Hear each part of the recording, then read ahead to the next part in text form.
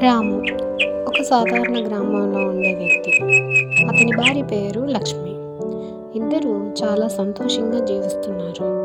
కానీ ఒకరోజు గ్రామంలో జరిగిన దొంగతనానికి రాముని అనుమానితుడిగా పోలీసులు పట్టుకున్నారు. నా భర్త తప్పు చేయడు సార్, దయచేసి నన్ను నమ్మండి.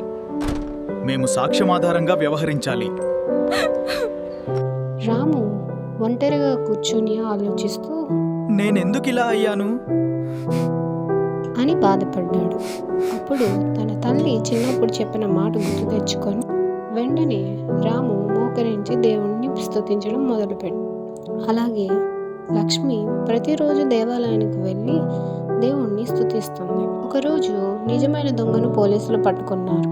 అప్పుడు రాముని నిర్దోషి అని తెలిసింది. పోలీసులు రాముని బయటకు తీసుకొచ్చారు. రాము బయటకు వచ్చినాక లక్ష్మి ఇద్దరు కలిసి దేవుణ్ణి స్తుతించారు. ముగింపు: ఒంటరిగా ఉన్న వారిని దేవుడు కుటుంబంలో ఉంచుతాడు. బాధల్లో ఉన్న వారిని ఆయన స్వేచ్ఛలోకి తీసుకెళ్తాడు.